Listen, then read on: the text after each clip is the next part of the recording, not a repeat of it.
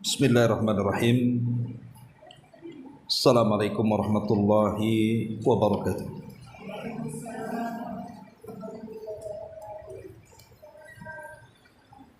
Alhamdulillah wassalatu wassalamu ala Rasulillah wa ala alihi wa sahbihi wa mawalah wa la hawla wa la quwata illa billahi wa ba'd.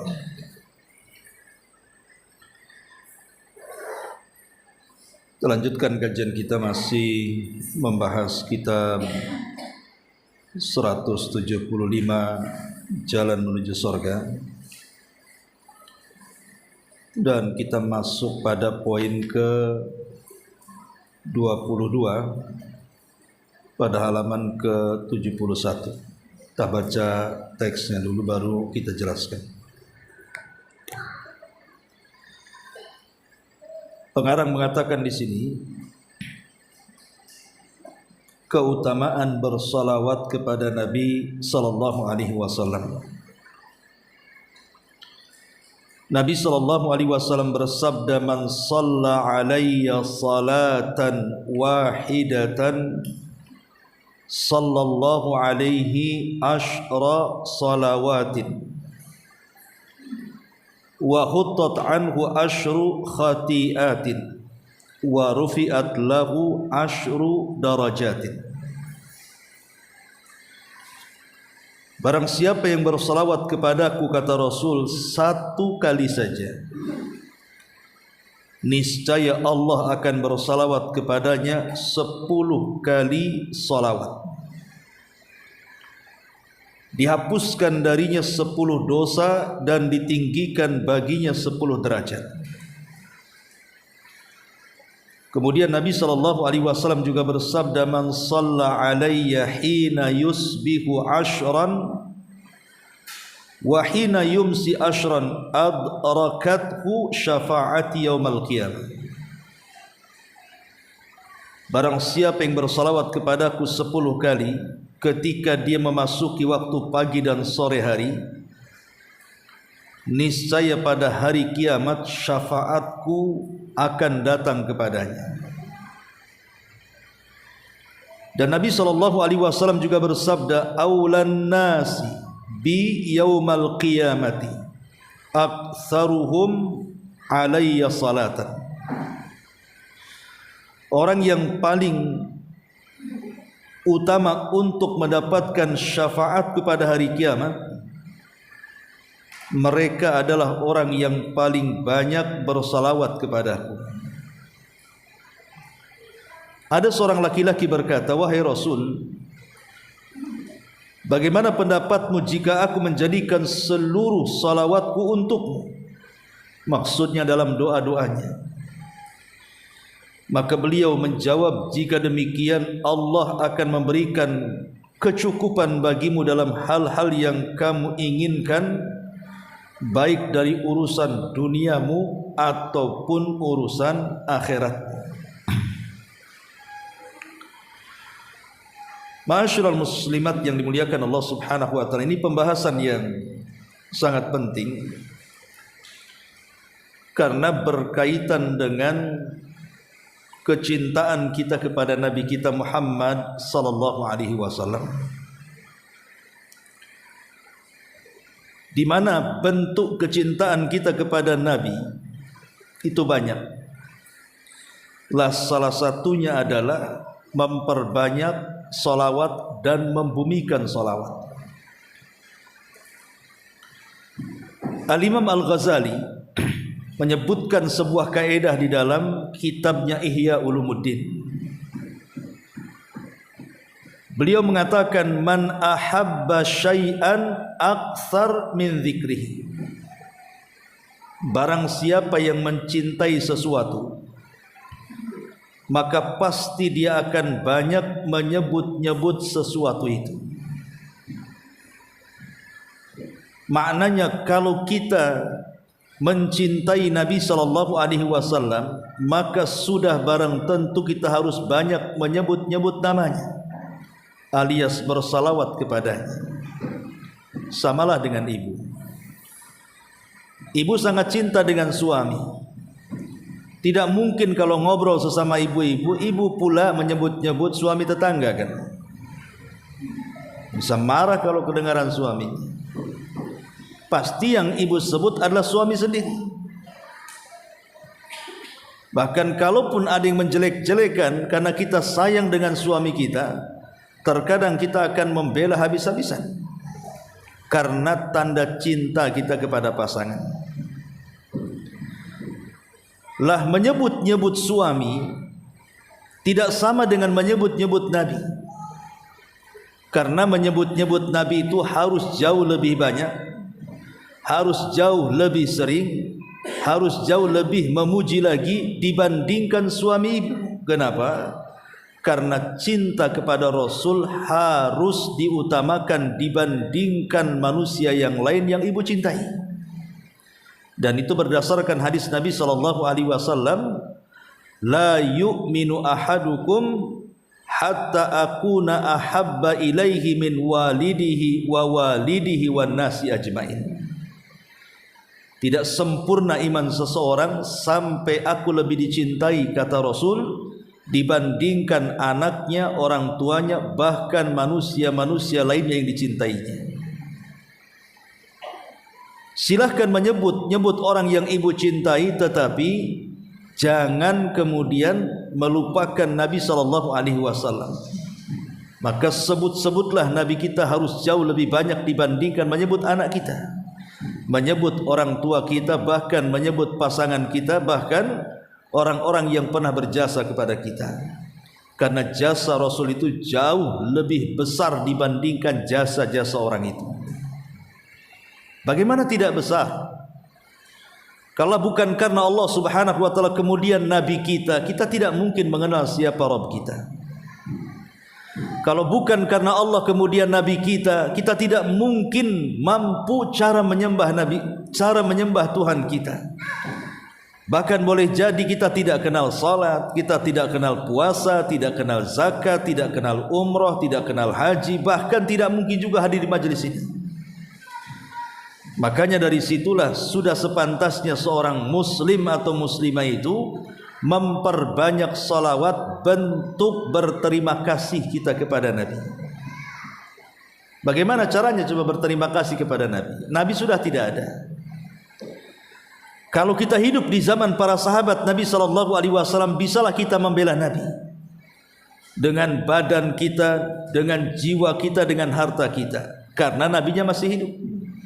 Seperti yang dilakukan para sahabat-sahabat Nabi di zaman itu. Masalahnya Nabi SAW sudah jauh 14 abad meninggalkan kita.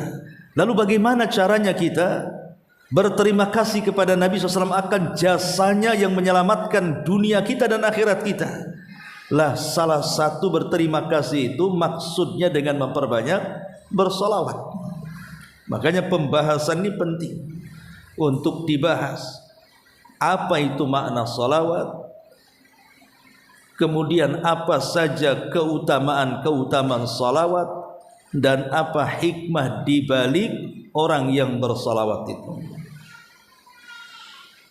Ma'asyiral muslimat yang dimuliakan Allah Subhanahu wa taala. Dan di sini kita jelaskan yang di buku ini dulu, baru kita bentangkan kepada pembahasan lainnya. Di sini Nabi SAW mengatakan, man shalla alayya salatan wahidatan sallallahu alaihi asyra salawatin wa khuttat anhu asyru khati'atin wa rufi'at lahu asyru darajatin. Lihat bagaimana keistimewaan salawat. Ketika kita bersalawat kepada Nabi SAW dengan menyebut Allahumma salli ala Muhammad, maka kita akan mendapatkan 3 keutamaan besar. 1 amalan, 3 keutamaan. Amalannya cuma 1, bersalawat saja, sekali saja kepada Nabi SAW. Tapi lihat, Allah berikan 3 pahala dan 3 keutamaan. Yang pertama, sallallahu alaihi asyra salawatin. Maka Allah Subhanahu wa taala akan bersalawat kepada kita 10 kali salawat berbanding dengan satu salawat yang kita berikan kepada Nabi. Maksud salawat Allah kepada kita apa, Bu? Maksudnya pujian Allah di hadapan para malaikat yang ada di langit sana. Jadi kalau ibu bersalawat satu kali saja kepada Rasul, berarti ibu akan disebut 10 kali oleh Allah Subhanahu wa taala di hadapan para malaikat yang ada di langit. Allah akan memuji ibu di hadapan malaikat Jibril, di hadapan malaikat Mikail, di hadapan malaikat Israfil, di hadapan para malaikat pemikul arsy dan malaikat-malaikat mulia yang lainnya yang ada di langit sana, makhluk yang sangat dekat dengan Allah Subhanahu wa taala. Bayangkan salawat 1 kali kita sudah menjadi selebritis langit. Nama ibu itu disebut-sebut Allah dan dipuji-pujinya di hadapan para malaikat. Kalaulah seandainya nama ibu disebut oleh Bapak Presiden Prabowo, sebut nama ibu itu dalam pidato nasional, diliput sama TV-TV, live di YouTube, di Facebook, Instagram, semua nge-live. Nama ibu diulang-ulang berkali-kali, Bu. Akhirnya viral atau viral. Mungkin ini sebuah kebanggaan. Itu baru presiden yang memuji-muji kita, presiden yang ada di negeri kita, kan. Bagaimana pula kemudian kalau seandainya cakupan yang lebih luas dibandingkan Indonesia? Pamannya nama ibu disebut-sebut 10 kali dan dipuji oleh presiden-presiden dunia yang besar-besar itu negaranya. Masuk televisi dunia, oh makin bangga lagi. Kalau seandainya dipuji makhluk saja, ada kebanggaan tersendiri. Bagaimana pula yang memuji kepada kita itu adalah Rabbul Makhluk, Rabb yang menciptakan makhluk itu sendiri, Rabb yang menciptakan orang yang memuji kita. Tentu harusnya jauh lebih bangga dibandingkan dipuji oleh makhluk yang sesama makhluk sifatnya. Coba bayangkan 1 kali salawat terkenalah ibu di langit. Macam mana kalau ibu dalam sehari itu bisa ratusan kali salawat? Maka ratusan pula nama ibu dipuji-puji Allah di hadapan para malaikat. Ini yang pertama. Kemudian yang kedua, wa khuttat anhu asyru khati'atin. Maka akan mendapatkan keutamaan yang kedua, dihapuskan dari diri kita ini 10 dosa.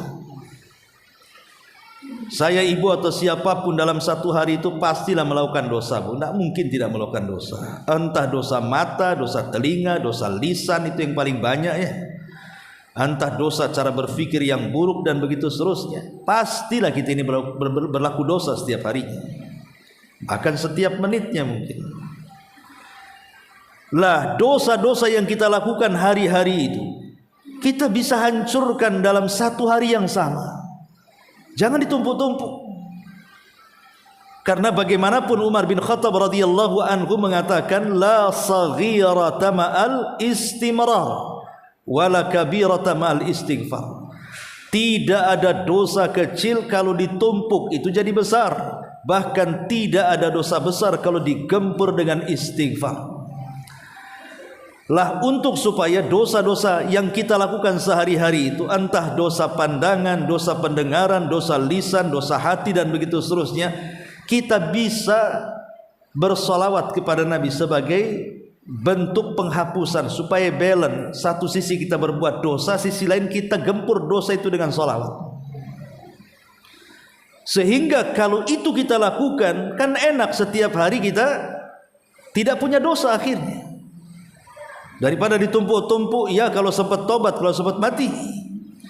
Makanya lihat bagaimana keutamaan salawat, wa khuttat anhu asyru khati'atin. Cukup sampai di sini? Tidak, ada keutamaan yang ketiganya.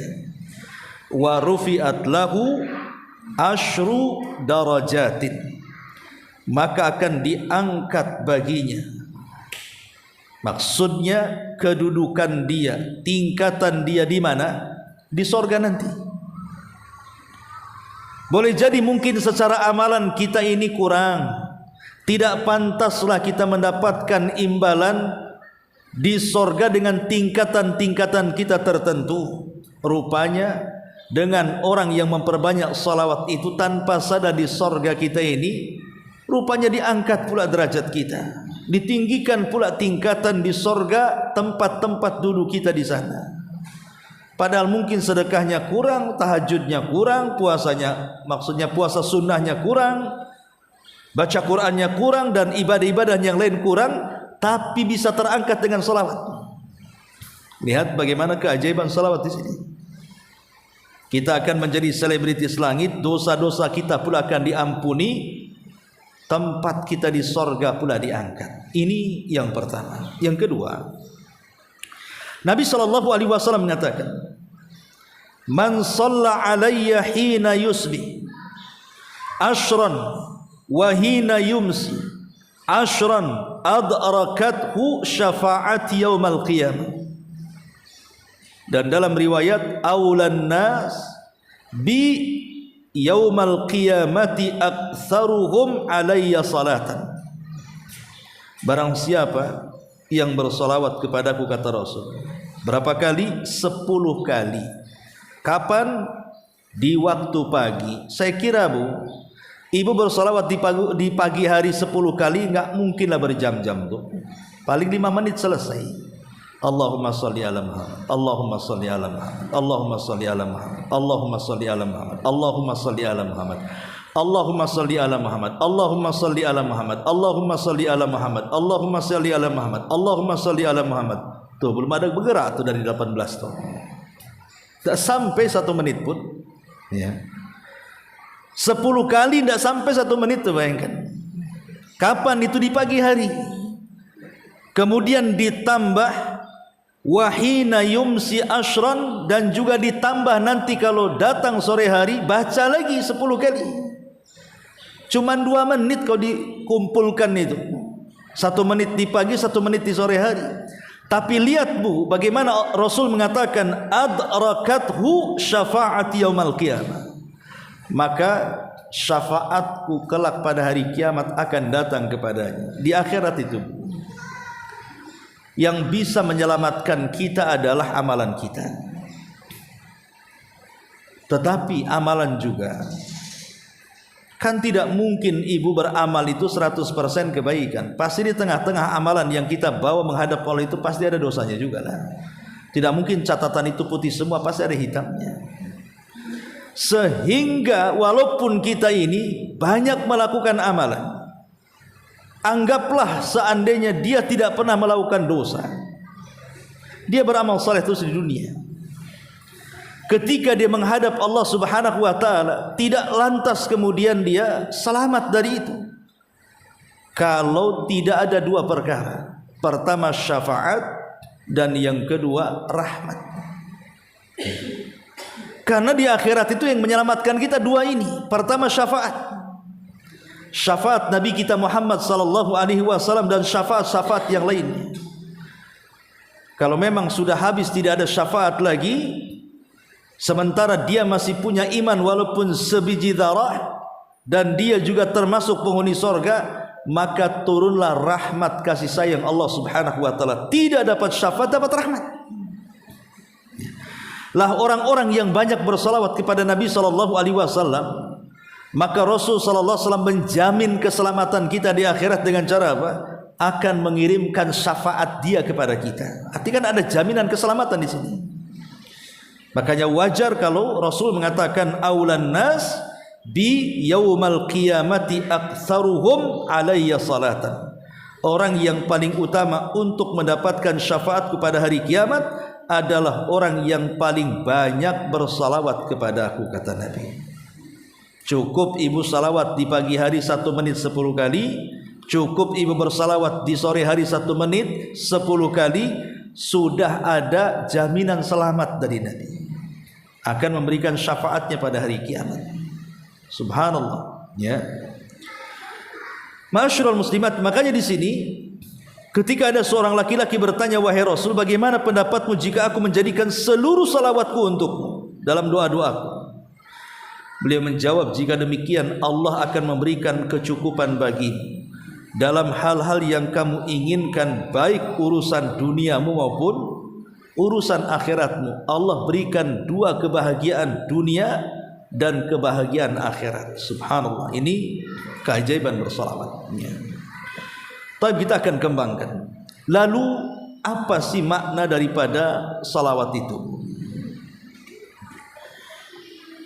Kalau ibu membaca Al-Quran tepat di surah Al-Ahzab ayat ke-56, Al-Ahzab ayat 56, Allah Subhanahu wa taala berfirman, innallaha wa malaikatahu yusalluna 'alan nabi ya ayyuhalladzina amanu sallu 'alaihi wa sallimu taslima. Sesungguhnya Allah dan para malaikatnya mereka bersalawat untuk nabinya. Wahai orang-orang yang beriman, bersalawatlah kalian untuk nabi kalian dan ucapkanlah salam keselamatan untuk nabi kalian. Dalam ayat ini, kalau seandainya Allah Subhanahu wa taala bersalawat kepada nabi kita, bahkan para malaikat-malaikat Allah juga bersalawat kepada nabi kita, lalu kenapa kita tidak bersalawat kepada nabi kita? Allah dan Rasul, para malaikat ini bersalawat, maka kita harus lebih bersalawat, karena malaikat-malaikat Allah pun bersalawat kepada nabi kita Muhammad SAW. Lah dalam surah Al-Ahzab 56 ini Allah menyebut dua kata. Pertama yusallun, dan yang kedua wasallimu taslima. Apa dua kata ini? Pertama yusallun, bersalawat. Yang kedua wasallimu, mengucapkan salam. Jadi ada salawat, ada salam. Kalau kita membaca hadis Nabi, selalu kita katakan qala an-nabiyyu sallallahu alaihi wasallam. Di sini ada dua kata, salawat dan salam, dan itu harus senantiasa bergandengan. Jadi kalau kita bersalawat kepada Rasul, ucapkan juga salam. Lalu apa makna salawat dan makna salam? Ini penting. Kenapa, Bu? Karena kalau kita paham ya apa yang kita ucapkan, maka kita terangsang untuk lebih banyak bersalawat kepada Nabi. Karena kita sudah paham maknanya, paham tujuannya. Tapi kalau orang bersalawat kepada Rasul atau mengucapkan salam, tidak paham maknanya, lama-lama bosan karena tidak paham apa itu makna dibalik salawat dan salam itu. Makanya penting memahami sebuah kalimat itu, supaya kalau kita ini mengamalkan salawat itu betul-betul mengamalkannya dengan ilmu, bukan karena taklid ikut orang bersalawat, saya pun bersalawat. Itu beda nilai di hadapan Allah. Ibu kalau bersalawat karena ilmu, karena pengetahuan, seperti habis ngaji begini, akhirnya ibu tahu oh makna salawat apa, makna salam apa, kemudian ibu praktekkan. Itu berbeda dengan orang-orang awam yang tidak pernah hadir di majelis ilmu, tidak tahu itu makna salawat. Pokoknya kata ustaz bersalawat, salawat saja dia. Beda. Karena amalan itu, saya contohkan saja yang lain, salat. Ya.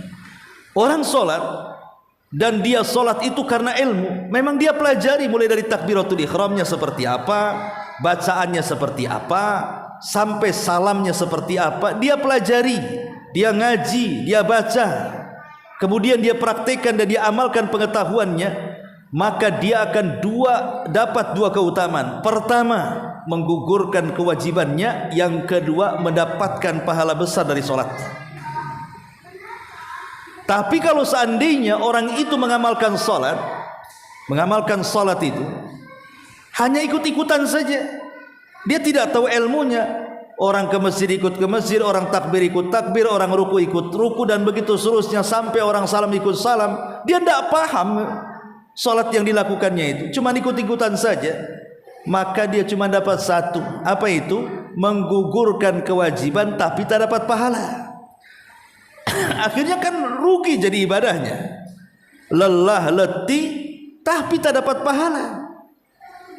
Ibaratnya seandainya ibu bekerja kepada saya nggak pernah digaji, kan rugi jadinya. Lah bacaan salawat itu seperti itu. Kalau ibu membaca salawat karena ilmu, insya Allah di balik bacaan salawat ibu itu ada pahalanya dan ada keutamaan yang besar. Tapi kalau hanya bersalawat saja, ya itu bentuk cinta kita kepada Nabi. Tapi apakah akan dapat pahala seperti orang bersalawat tanpa ilmu? Ini kan sebuah pertanyaan. Ya. Baik, kita akan kupas apa salawat dan apa itu salam. Di dalam surah Al-Ahzab ini 56 di sini. Di sini ada kata-kata innallaha wa malaikatahu. Sesungguhnya Allah dan para malaikatnya mereka bersalawat. Yang dimaksud salawat Allah kepada Nabi, di mana Allah Subhanahu wa taala memuji-muji nabinya. Jadi makna salat Allah kepada Nabi artinya Allah memuji Nabi kita, memuji-muji Nabi kita dengan pujian yang baik. Itu salawatnya Allah kepada Nabi kita. Kemudian yang kedua, di sini ada kata-kata wa malaikatahu, dan juga para malaikatnya. Lah salawatnya para malaikat kepada Nabi kita itu dengan mendoakan dua perkara. Pertama keberkahan, yang kedua istighfar, memintakan ampun akan dosa Nabi kita. Jadi para malaikat kalau bersalawat kepada Nabi artinya malaikat mendoakan berkah dan malaikat mendoakan ampunan kepada Nabi. Tapi salawatnya kita kepada Rasul itu beda maknanya. Jadi kalau ibu mengatakan Allahumma salli ala Muhammad, Allahumma salli ala Muhammad, artinya ibu mengangkat kedua tangan ke langit dan mengatakan ya Rabb, berikan pujian kepada Nabi kami, berikan pujian kepada Rasul kami Muhammad sallallahu alaihi wasallam di hadapan makhlukmu yang ada di langit sana. Jadi kita meminta kepada Allah agar Allah memuja-muji Nabi kita dengan pujian terbaik di hadapan para malaikat yang ada di langit sana. Pujilah Nabi kita ya Rabb di hadapan Jibril, di hadapan Mikail, di hadapan Malakul Maut, di hadapan seluruh malaikat termasuk Hamalatul Arsy dan malaikat-malaikat yang lain yang ada di langit. Dan itu bentuk apa? Bentuk adab. Sebenarnya tanpa diminta juga Allah sudah puji Nabi kita. Walaupun kita tidak mengatakan ya Allah pujilah Nabi kita, Allah tetap memuji Nabi kita kok. Karena Allah yang mengatakan wa innaka la'ala khuluqin azim. Lalu untuk apa kita meminta kepada Allah agar memuji-muji Nabi kita sementara walaupun kita tidak minta Allah sudah memujinya? Ini sekali lagi sebagai adab. Kita ini harus punya tata krama, punya adab, punya etika, bahwa Nabi kita ini sudah menyelamatkan kita dunia kita dan akhirat. Kita berterima kasihlah dengan cara apa? Minta kepada Allah, ya Allah puji Nabi kami di hadapan makhlukmu di atas sana. Jadi itu bentuk adab terima kasih artinya. Sebab kalau seandainya walillahil matsalul a'la ya, seandainya saya berbuat baik sama ibu, pokoknya saya bantu saja ibu itu, apapun keluhan kesusahan ibu saya bantu, pasti ibu akan berterima kasih kan kepada saya. Karena mungkin tidak berterima kasih, pasti akan berterima kasih dan pasti akan memuji-muji kan, memuji-muji orang yang sudah berbuat baik kepada kita, pasti itu akan dipujinya.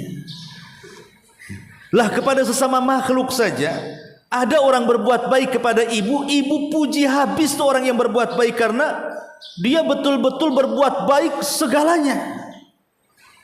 Pamannya dia ngasih modal sama ibu, ngasih rumah, ngasih kendaraan, anak-anaknya disekolahkan gitu kan. Ini urusan dunia bu ya.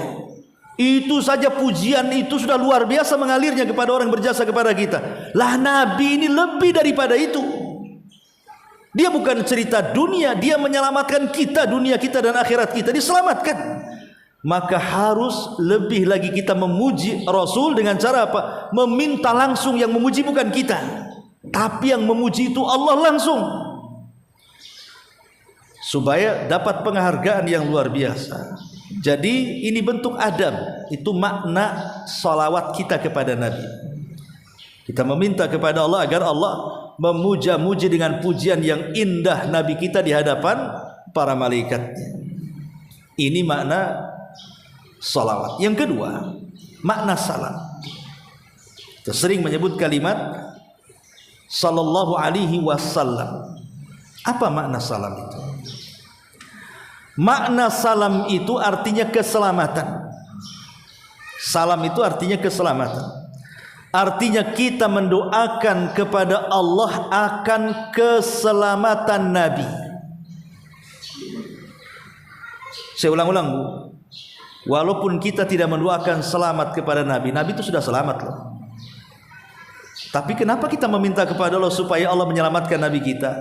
Ini bentuk adab, bentuk etika, terima kasihnya kita kepada Nabi.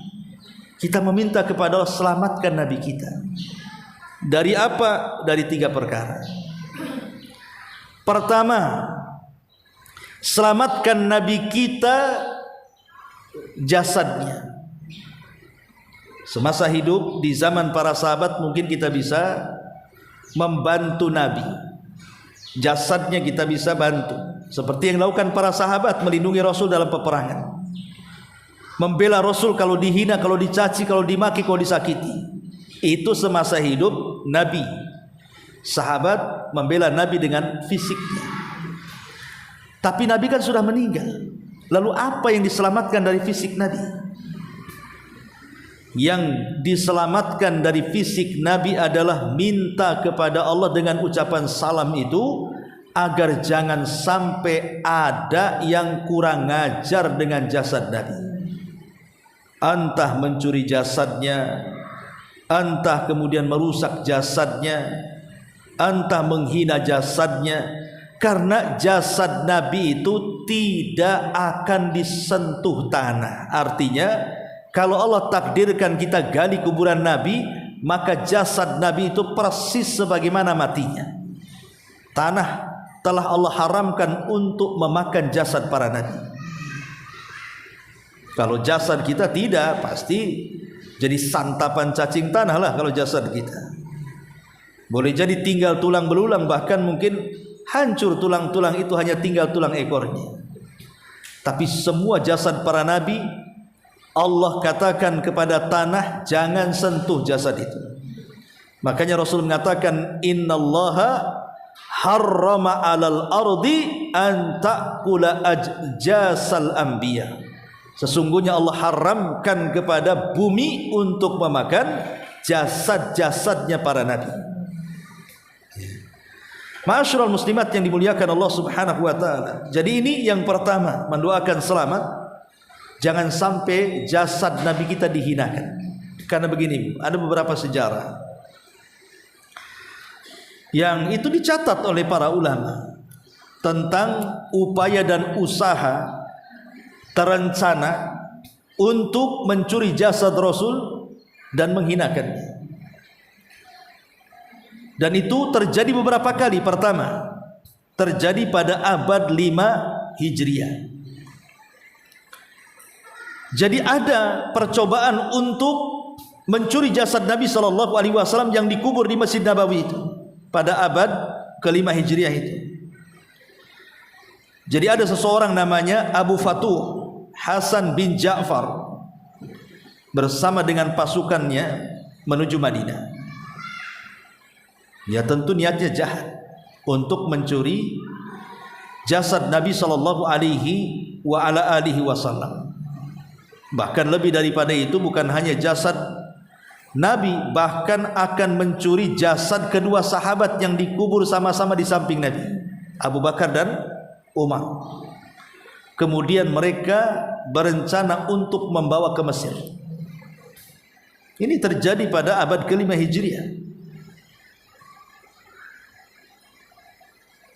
Tetapi Allah Subhanahu wa taala sudah berfirman dalam Al-Qur'an, wallahu ya'simuka minan nas, bahwa Allah pasti akan menjaga engkau wahai Muhammad dari tipu daya manusia. Allah tahu. Ketika betul-betul pasukan itu kemudian merangkak ke arah Madinah dan hendak mengeluarkan jasad Nabi dan kedua para sahabatnya, Abu Bakar Siddiq radhiyallahu dan Umar, dan hendak membawa ke Mesir, setibanya mereka di Madinah, ketika hendak melaksanakan tugas laknatnya, tiba-tiba Allah guncangkan bumi. Sekali guncang kaget mereka, kemudian bertiup angin kencang. Karena mereka ketakutan, akhirnya pulang lagi ke Mesir. Ini terjadi di zaman siapa? Abu Futuh Hasan bin Ja'far, yang diutus oleh kerajaan Ubaidillah. Ya. Kemudian yang kedua, itu juga terjadi tapi sudah jauh, sekitar tahun 557 Hijriah. 500 apa sebelumnya, ya, sebelum tahun itu juga pernah terjadi percobaan di mana ada orang namanya Al-Hakim Al-Ubaidi. Al-Hakim Al-Ubaidi. Awalnya dia mengutus orang, yang pertama kan Abu Futuh Al-Hasan bin Ja'far, tapi kan kemudian balik lagi ke Mesir. Dia penasaran nih, Al-Hakim Al-Ubaidi ini diutusnya lagi orang untuk berusaha menggali kuburan Rasul dan mengambil dua jasad sahabatnya, dan ingin dibawa ke Mesir lagi. Jadi sudah dua kali percobaan tuh. Tapi qadar Allah. Jadi saat mereka sedang menggali, maksudnya berusaha untuk membuat terowongan yang sampai ke jasad Nabi, karena mereka menyewa beberapa tempat yang dekat dengan Masjid Nabawi. Kemudian dari rumah sewaan itulah mereka buat terowongan tuh. Anehnya tidak dicurigai pula kan begitu. Tetapi ketika mereka sudah dalam, hampir dekat dengan kuburan Rasul, mereka dalam terowongan itu melihat cahaya yang menyilaukan. Bahkan ada suara-suara yang berteriak-teriak dan mengatakan, wahai manusia, kuburan Nabi kalian telah digali orang. Seolah-olah ada bisikan-bisikan bahwa kalau mereka tetap menggali maka akan diketahui manusia. Akhirnya mereka pun kemudian lari, tetapi kemudian tertangkap dan mereka dibunuh semuanya. Ini kan sudah ada upaya nih, ya. Kemudian juga yang ketiga, pada tahun 557 Hijriah,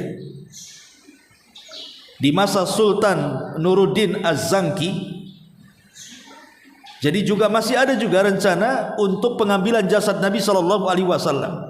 Lah pencurian ini dimotori oleh orang Nasrani, dimotori oleh Raja Nasrani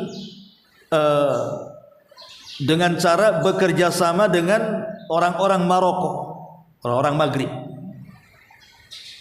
Kemudian mengutus dua orang untuk berpura-pura mengambil penginapan di sekitar Masjid Nabawi, kemudian menggali terowongan.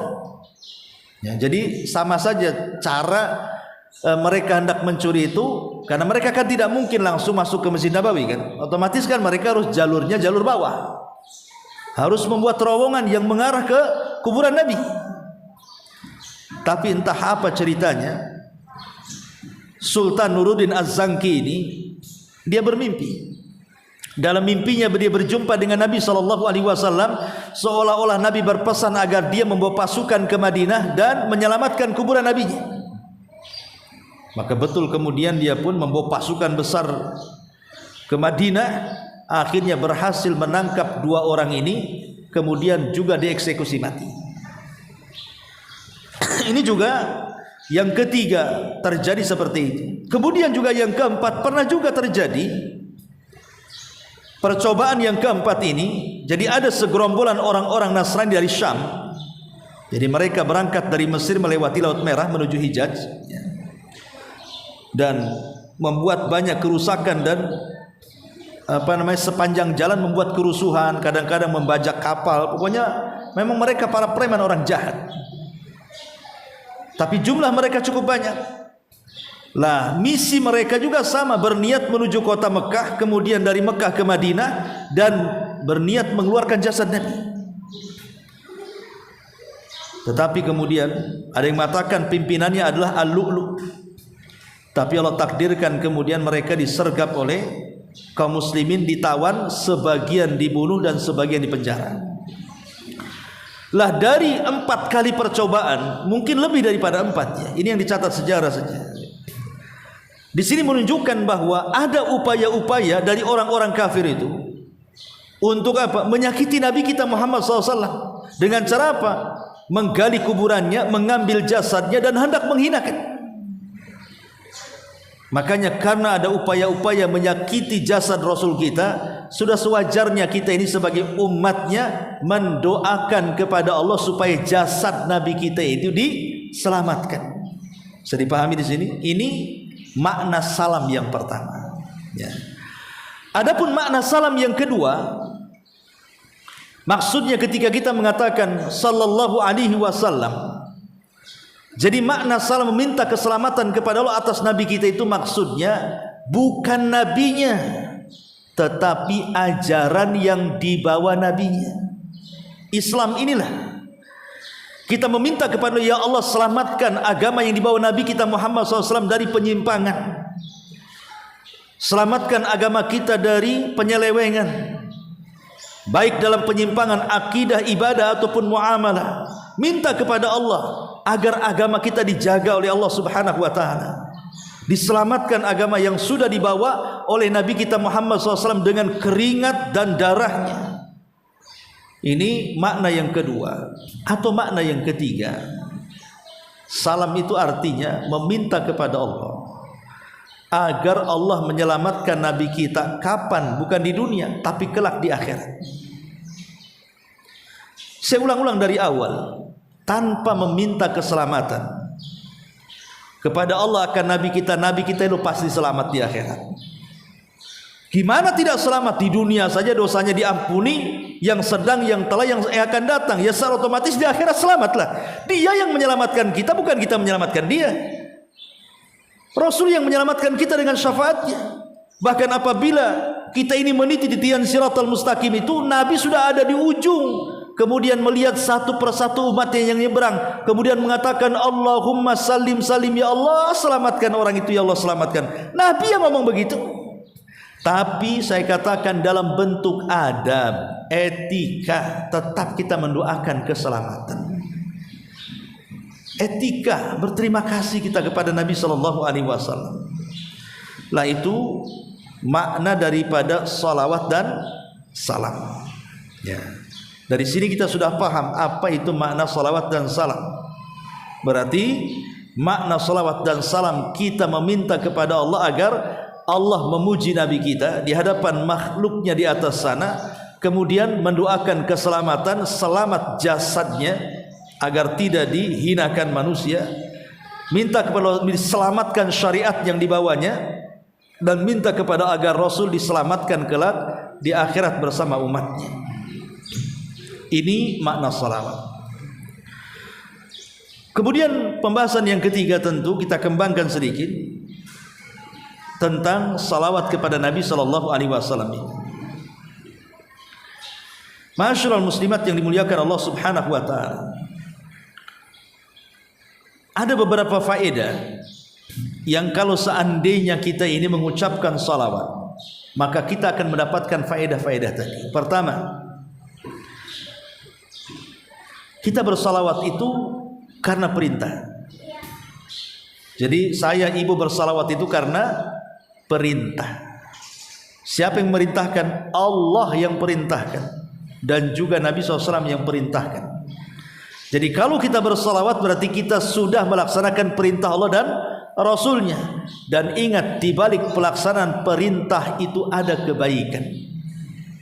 Ini yang pertama. Yang kedua, jadi ketika kita ini bersalawat kepada Nabi sallallahu alaihi wasallam, husulu asyri salawati minallah.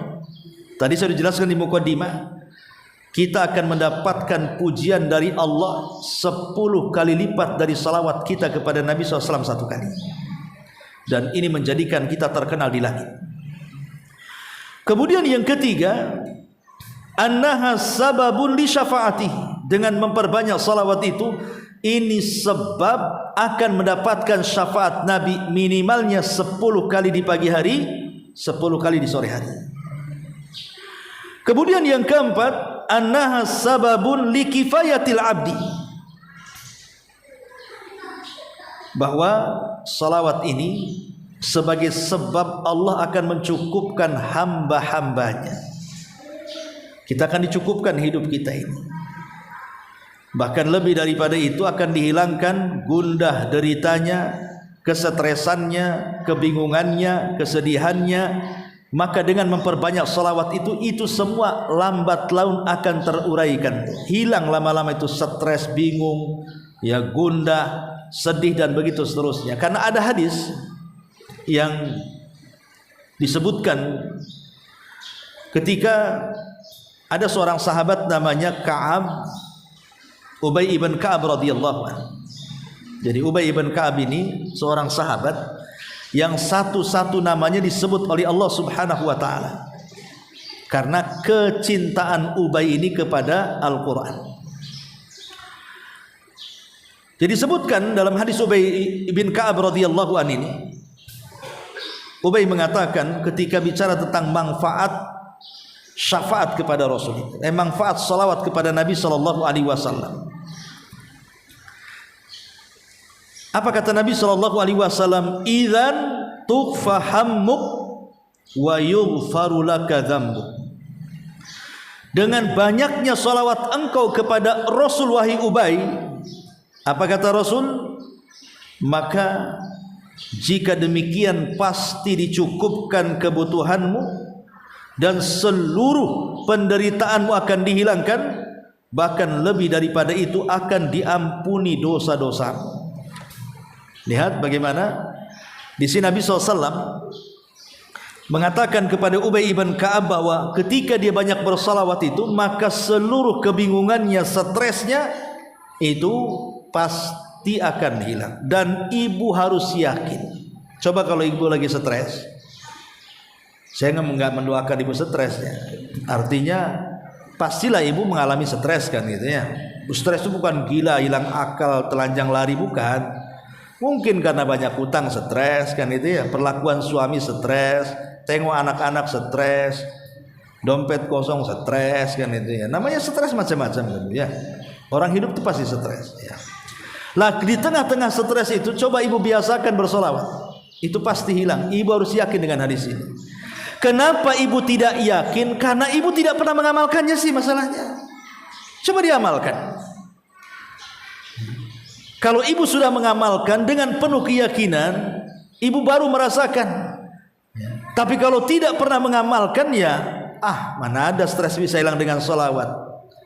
Stres itu bisa hilang dengan uang ditaruh di jidat Ustaz, 1 M hilang stresnya katanya. Iya, uang itu hilang, stres lagi kan? Karena uang itu uang palsu, dicetak di mana itu? Di kampus mana kan itu. Ma'asyiral muslimin wal muslimat rahimani wa rahimakumullah. Jadi dari sini kita tahu bahwa di antara faedah salawat itu bisa menghilangkan. Ibu harus yakin. Caranya apa? Amalkan. Kalau tidak diamalkan susah untuk yakin. Ini juga di antara faedah. Kemudian juga di antara faedahnya yang kelima, annaha tarmi bi sahibiha ala tariqil jannah. Dan ini yang paling utama, bisa mengarahkan orang yang banyak salawat ini menuju jalan ke surga. Karena sudah mengamalkan kecintaan kita kepada Nabi. Dan ketika kita bersalawat kepada Nabi, artinya kita menjalankan syariat Nabi. Dan menjalankan syariat itu ya salah satunya jalan menuju surga. Dan yang keenam, sababun li ibqa'illahi ta'ala ats-tsana'il hasan wal barakati lil musalli. Sebab Allah akan terus memuji dengan pujian yang baik kepada kita dan akan menghantarkan keberkahannya bagi orang-orang yang terus berselawat kepada Nabi sallallahu alaihi wasallam. Dan banyak lagi Bu ya, kalau kita cerita keutamaan salawat ini sebenarnya saya sudah tulis sekitar 100 lebih ya. 103 ya, tentang keutamaan salawat, tapi juga waktu. Kita langsung singkat saja. Di mana tempat-tempat kita bersalawat? Ya. Pertama, saat ibu sedang sholat. Ketika ibu sedang tasyahud, di situ kan kita bersalawat tuh. Ya, baik tasyahud, sholat tasyahud pada sholat sunnah atau tasyahud pada sholat wajib, disitulah disyariatkan salawat, dan itulah salawat terbaik secara lafaz, salawat Ibrahimiyah. Yang kedua, ketika salat jenazah pada takbir yang kedua. Takbir pertama baca Fatihah, takbir kedua baca salawat. Kemudian yang ketiga, saat ibu berzikir. Saat ibu berzikir di pagi hari, namanya zikir pagi, zikir petang, disitulah disyariatkan bersalawat 10 kali di pagi hari dan 10 kali di sore hari. Kemudian yang keempat, ketika ibu masuk masjid ataupun keluar masjid. Karena Rasul mengatakan, idza dakhaltal masjid faquli bismillah wassalamu ala rasulillah. Allahumma salli ala Muhammad wa ala ali Muhammad waghfir lana wasahhil lana abwaaba rahmatik. Fa idza faragta faquli mithla dzalik ghaira an qauli wasahhil lana abwaaba fadlik. Jadi sunahkan kalau ibu tadi masuk masjid atau keluar masjid bersolawat dengan cara ibu mengatakan bismillah, kemudian wassalamu ala rasulillah, Allahumma sholli ala Muhammad, Allahumma ftahli abwaba rahmatik. Itu kalau masuk.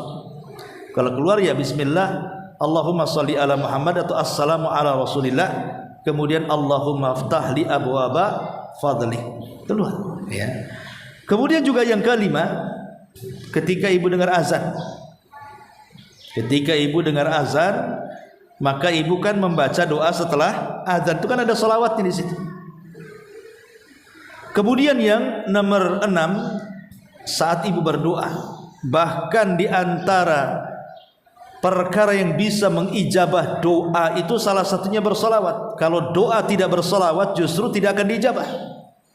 Jadi solawat itu salah satu lafaz yang bisa mengijabah doa. Makanya ketika ibu berdoa jangan lupa memuji Allah, kemudian bersolawat kepada Nabi, baru meminta sesuatu kepada Allah. Kemudian yang nomor 7, di hari Jumat.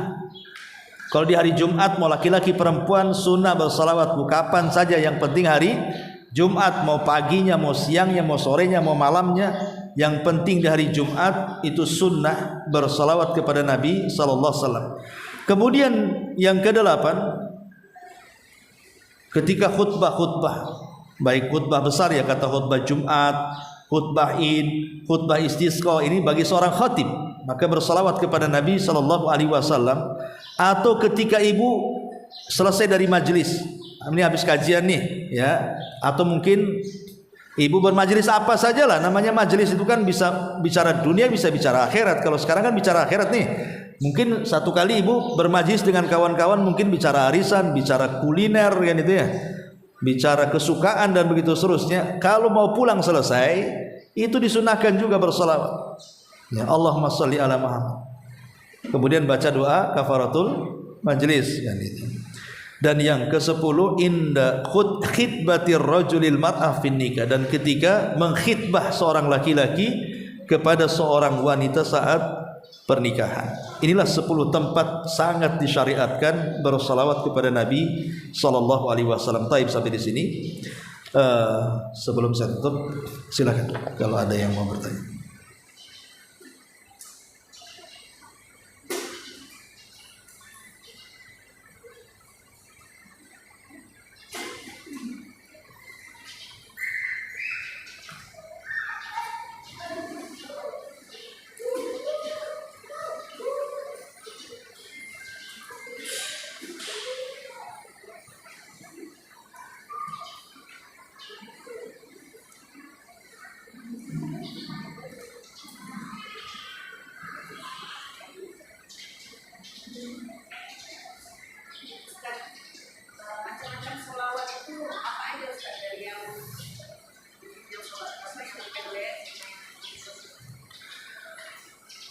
macam-macam salawat. Salawat yang terbaik secara lafaz adalah salawat Ibrahimiyah.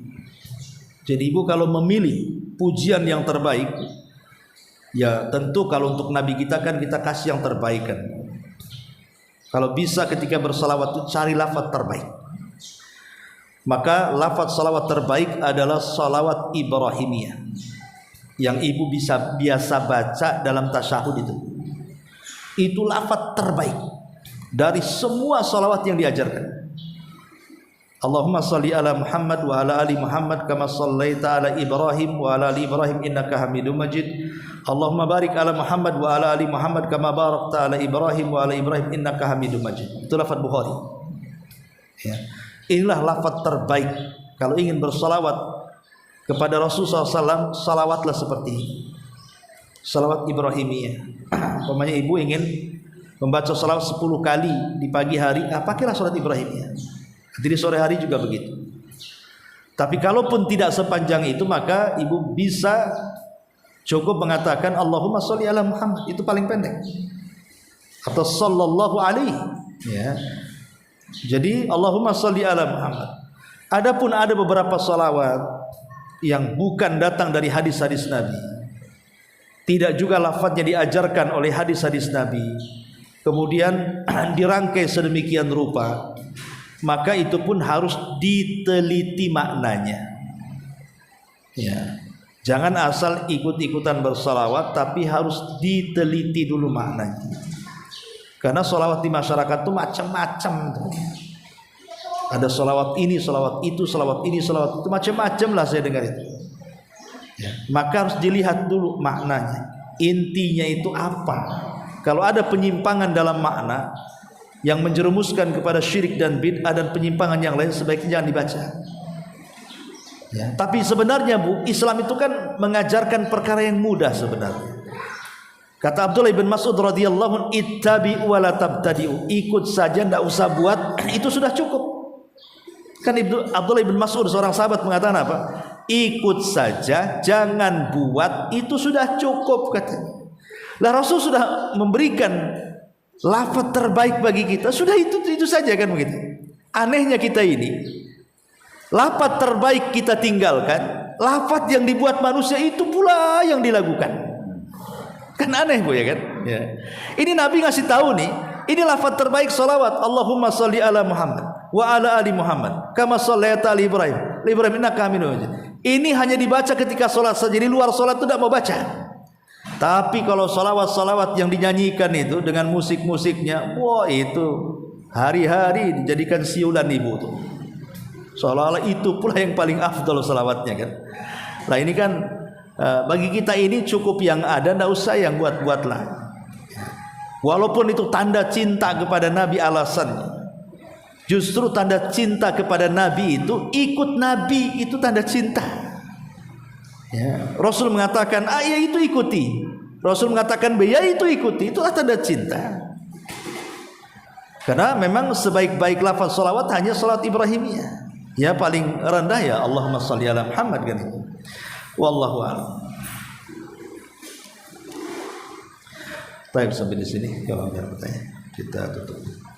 Subhanaka wa bihamdika asyhadu an la ilaha illa anta astaghfiruka wa atubu ilaik. Allah